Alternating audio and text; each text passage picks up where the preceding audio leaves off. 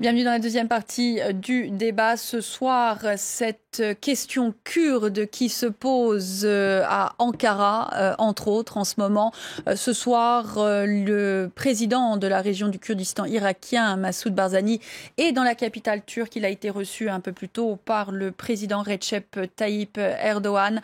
Ceci alors que les forces turques bombardent toujours plus intensément les positions de l'organisation de l'État islamique de l'autre côté de la frontière syrienne, mais aussi les positions kurdes. On en parle avec mes invités ce soir de cette question kurde. On regardait à l'instant, Marc, ces mots, ces images de Recep Tayyip Erdogan qui reçoit Massoud Barzani. Demain, ça sera au tour de Joe Biden, une rencontre qui sera également très intéressante, surtout dans le contexte de ce changement de position d'Ankara sur le dossier syrien. Absolument. Et le simple fait que Joe Biden vienne est déjà quelque chose de révélateur. Au début, ce devait être le secrétaire d'État John Kerry. Mais les autorités turques, à commencer par le président Recep Tayyip Erdogan, avaient dénoncé le fait que les alliés de la Turquie, à commencer par les États-Unis, n'avaient pas été très solidaires du pays après le coup d'État raté.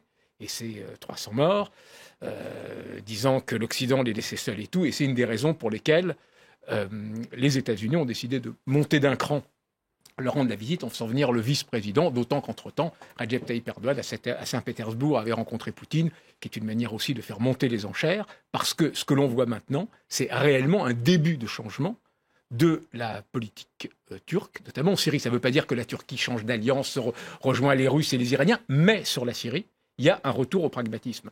Effectivement, au tout début, la Turquie avait espéré que le régime fasse des réformes. Il y a eu une très belle phrase de Davutoglu, qui était à l'époque ministre des Affaires étrangères. On espérait que Assad serait Gorbatchev, il a été Milosevic.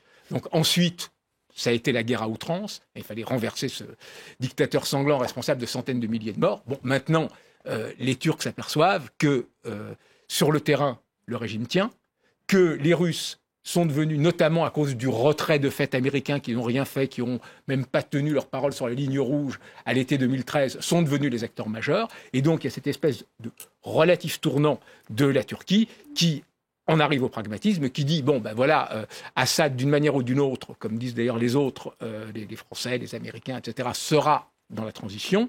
Et surtout maintenant, la priorité, c'est de garder l'intégrité territoriale, parce que leur grande peur, elle est là. Alors justement, un retour au pragmatisme, Aline Onaner, mais aussi sur cette question, un changement de position qui a été certainement affecté par cette question turque. On a vu à Saké aujourd'hui ce cessez-le-feu trouvé entre les forces gouvernementales syriennes et les forces kurdes qui avaient pourtant pris 90% de la ville en réponse à ces bombardements aériens de la part du régime, les premiers contre les forces kurdes, et qui rangent tout d'un coup Damas plutôt du côté des Turcs. Alors, dire que Damas se range du côté turc, c'est peut-être par rapport aux Kurdes. Par rapport aux Kurdes, sans avoir à se rapprocher de la Turquie ou pas, la situation à Haseki montre une chose très claire, à laquelle on a déjà fait référence. Le PYD, prétendant lutter contre Daesh, a obtenu jusqu'à aujourd'hui le soutien indirect du régime, prétendant lutter aussi contre d'autres groupes. Mais même le régime, aujourd'hui, a réalisé que le PYD, lié au PKK turc, tous deux terroristes, ont dépassé cet objectif prétendu de lutter contre Daesh et ont commencé à dépasser des limites que même le régime syrien, malgré toute la difficulté dans laquelle elle se trouve, se sont obligés de réagir contre. Ça, c'est une chose. Mais je veux aussi dire deux mots sur ce que Marc Semo disait. Donc, pragmatisme. Oui, donc toute diplomatie, face à toute question difficile, doit être pragmatique. Mais on ne peut pas aujourd'hui parler de changement de position de la Turquie. La position de la Turquie face à une solution finale de la crise syrienne reste identique. Et donc l'évolution quant aux modalités pour arriver à cette solution souhaitée d'ailleurs aussi bien par la France que par la Turquie et par d'autres alliés est aussi constante en Turquie qu'en France. Mais les moyens d'arriver à cet objectif qui reste constante peuvent et doivent évoluer. pour justement qu'on puisse arriver à cet objectif. Bon, Et là, donc, on a parfois reproché à la Turquie n'ayant pas compris l'intensité de la lutte que la Turquie a menée contre Daesh. L'une des raisons de cette incompréhension ou des amalgames, des erreurs qui ont été faites, c'était non pas de parler de Daesh, mais des djihadistes en général, sachant que certains des groupes que la France, que la Turquie, que d'autres alliés ont soutenus et qui font partie de l'opposition syrienne, sont considérés, selon certains discours, comme djihadistes, mais en aucun cas terroristes comme Daesh. Et la Turquie n'a jamais soutenu, n'a jamais eu une moindre indulgence contre Daesh. Et pour ce qui est de cette référence d'autoroute du djihad qu'on a entendue et qu'on entend parfois, je comprends cette perception erronée que vous pouvez avoir.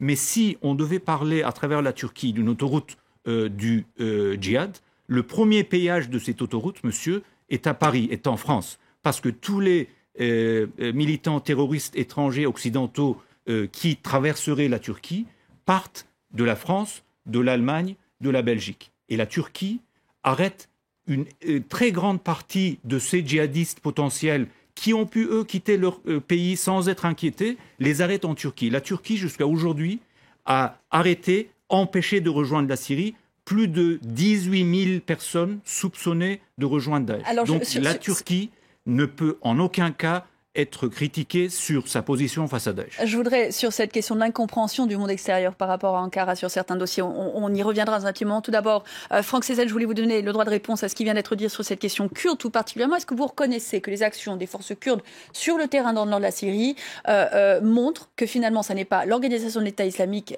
qu'ils veulent détruire, mais une entité territoriale indépendante qu'ils veulent créer? L'objectif a changé. Je crois que nous demanderons à personne, aucune force kurde ne demandera à personne, puisqu'on parle de force, de vouloir ou non l'indépendance. Si c'était l'objectif des Kurdes, le pouvoir était vacant pendant longtemps. Il n'y avait pas des islamistes, il n'y avait personne. Les Kurdes auraient pu revendiquer, proclamer leur indépendance. Les Kurdes sont réalistes parce que la Turquie va nous tomber dessus, l'Iran va nous tomber dessus, l'Irak va nous tomber dessus. C'est déjà arrivé dans l'histoire à l'époque de Mollah Mustafa Barzani. C'était l'alliance d'Itzento entre l'Iran, ensuite la Turquie. On y avait mêlé Pakistan. Tout ça, ça s'est fait sur le dos de Kurdes et sacro-sainte inviolabilité des frontières. La Turquie s'est mêlée de toutes les guerres de Balkans. Ça ne l'a pas dérangé. En réalité, la Turquie, la répression, l'absence de reconnaissance d'identité de ces 40 millions, 30 millions, 20 millions de Kurdes tire l'attention sur le danger de la répartition de la Syrie. S'il y avait un tel danger, ça concerne d'abord la Turquie. Et si la Turquie continue de la manière dont elle continue aujourd'hui, cette répartition où cette séparation deviendra inévitable. Personne n'est tenu dans un mariage forcé. Il s'agit des régimes politiques. Alors, deuxième ambivalence de la position de la Turquie.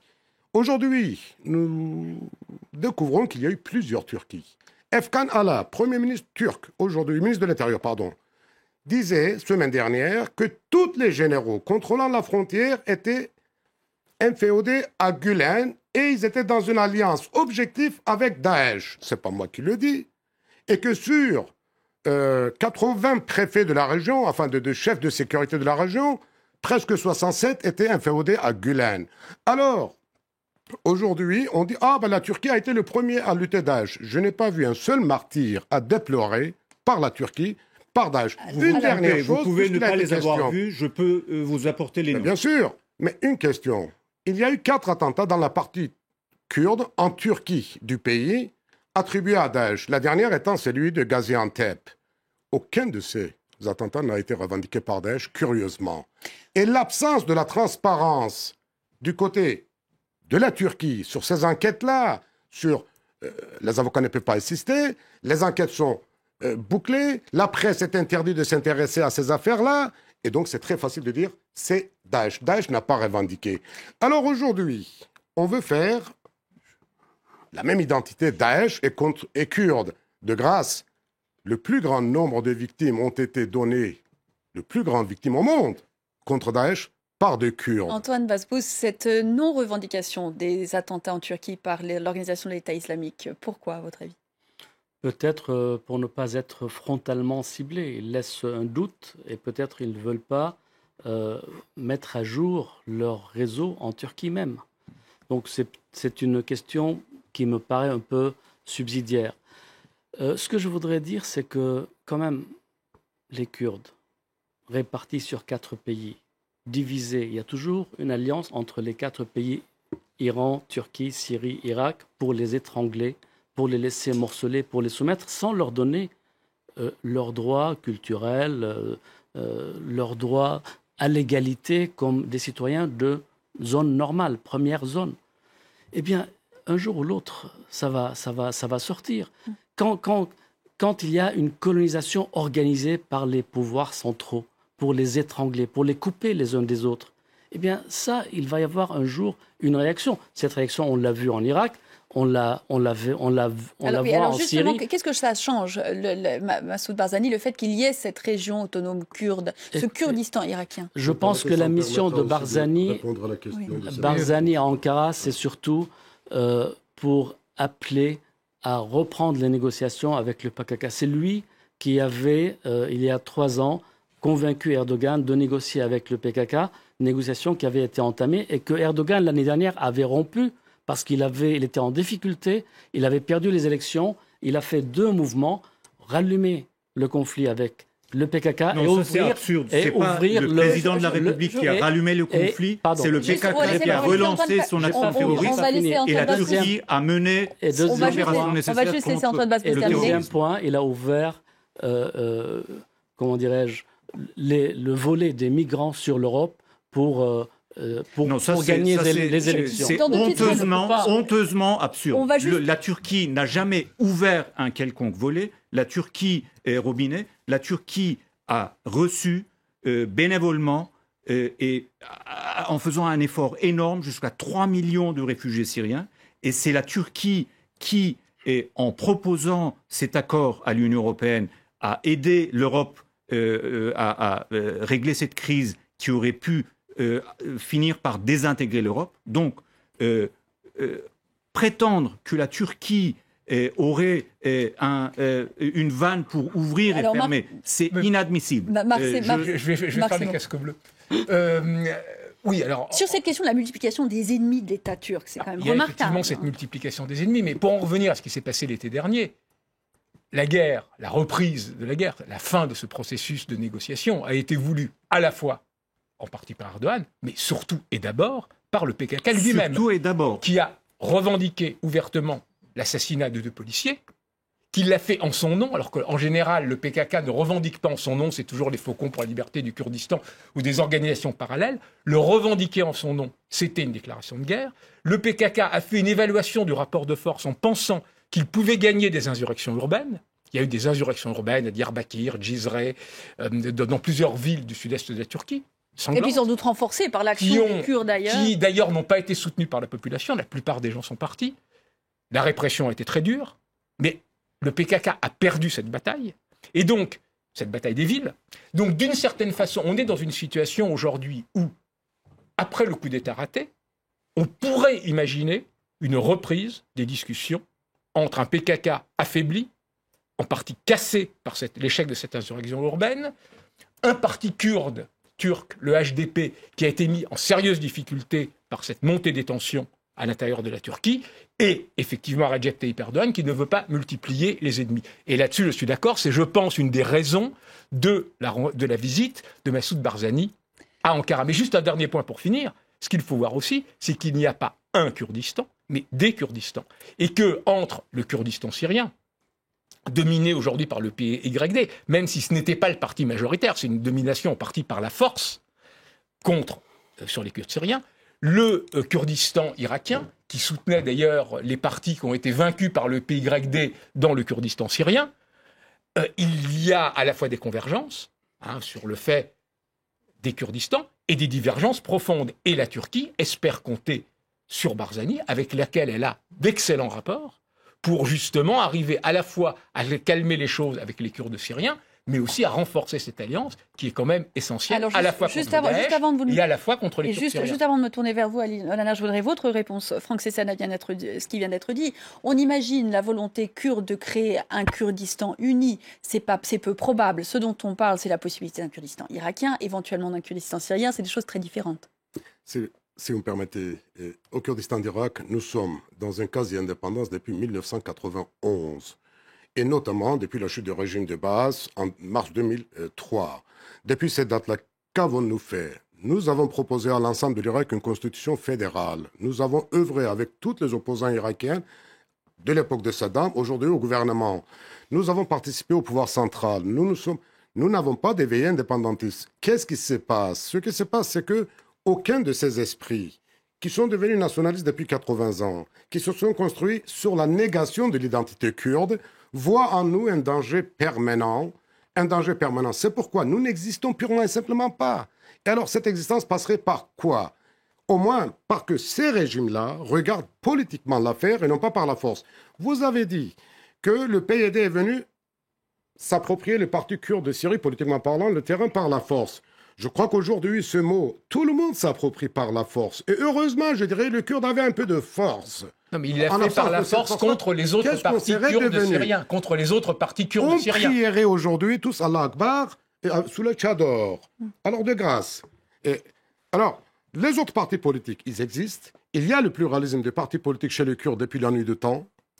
La guerre fratricide chez les Kurdes, ça a été rare, ça a existé, mais c'est rare. Nous nous entendons. Aujourd'hui, le Kurdistan d'Irak est gouverné par plusieurs partis politiques. Il y a un parlement, etc. Le Kurdistan turc, c'est pas possible parce que nous n'avons aucune reconnaissance identitaire. Il y a une lutte armée qui est menée par le PKK et le pouvoir, tous les pouvoirs, je dirais l'État. Je dirais un peu nuancé de Erdogan. J'ai de nuances pour Erdogan, mais l'État continue à nier l'existence des Kurdes. Alors, Ali Onana, justement, pour revenir à ce que demandait Marc Semo, à ce qui vient d'être dit, est-ce que vous imaginez une reprise de cette trêve qui avait été établie entre le PKK et le gouvernement turc, pour parler d'une espèce de reconnaissance qui permettrait aux Kurdes d'avoir l'impression d'exister en Turquie? C'est bien sûr tout à fait souhaitable.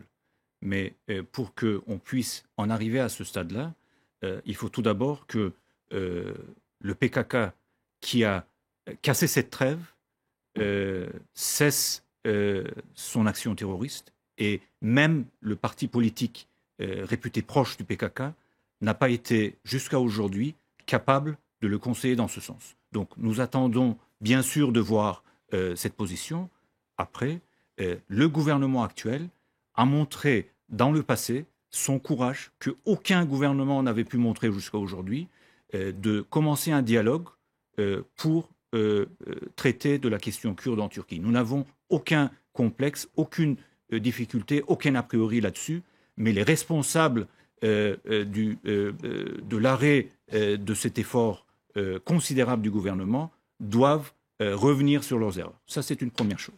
Je ne commenterai pas sur ce que monsieur a dit, mais je pense que c'est un aveu assez sincère des ambitions réelles du PYD, même si, à notre grand étonnement, nos alliés américains semblent toujours garder leur naïveté, peut-être un peu moins depuis les non-respects des engagements du PYD à Manbij et ailleurs. Mais pour plus globalement parler de la lutte contre le terrorisme de manière générale que la Turquie est aujourd'hui obligée de mener.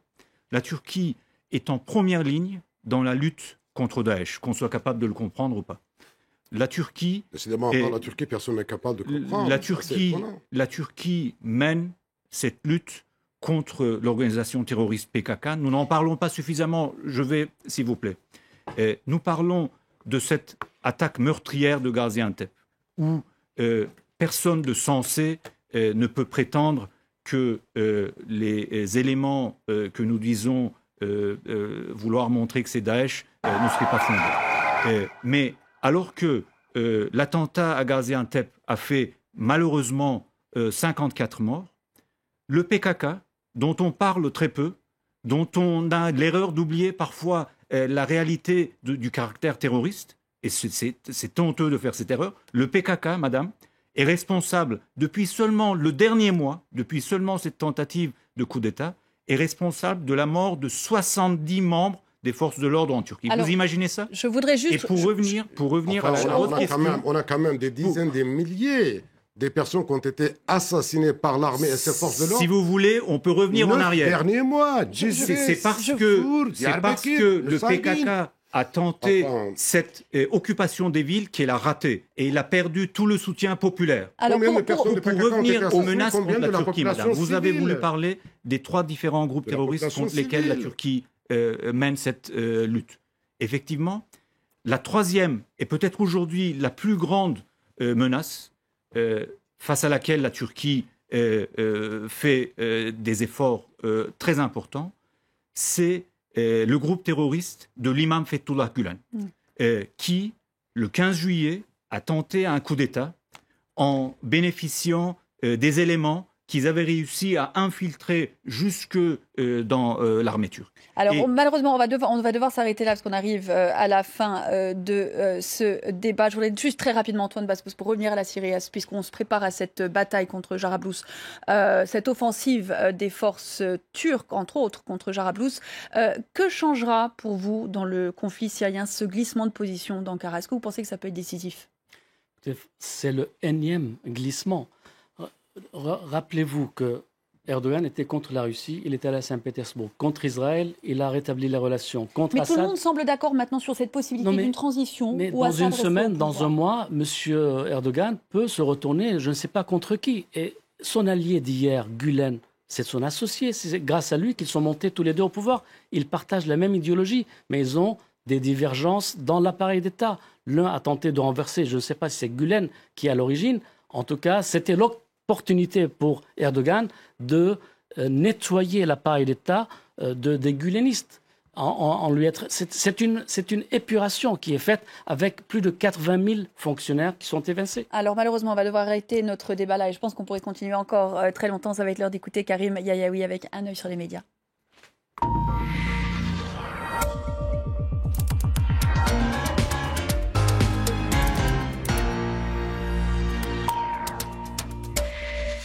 Karim Yayaoui, bonsoir. On parlait donc de ces bombardements turcs de l'autre côté de la frontière et contre les positions de l'organisation de l'État islamique et contre les positions kurdes ce soir. Ça attire bien entendu beaucoup d'attention aussi sur Internet. Alors évidemment, ça suscite quelques réactions, notamment sur les comptes Twitter plutôt pro-kurdes, comme ce tweeto Free Kurdistan qui s'en prend un petit peu aux médias.